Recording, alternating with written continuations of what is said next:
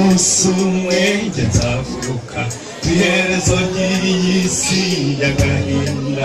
Hari umunsi ntazongera kubona imfubyi, abapfakazi n'abagemurira imfungwa. Iherezo ry'iyi si y'abazwe n'ikandamizwa. Hari umunsi kuryambirana mu miryango bizarangira. Uwo munsi iyo ngutekereje ndavuga nti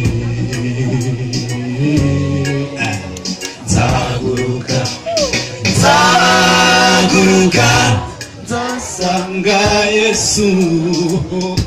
Nzamugwa mu gituza amanagura amarira mpumurize, anshyikirize Data wa twese ngo anyambike ikamba ritangirika, ngo nambagize Yerusalemu yeranye. Uwo munsi iyo ngutekereje ndavuga nti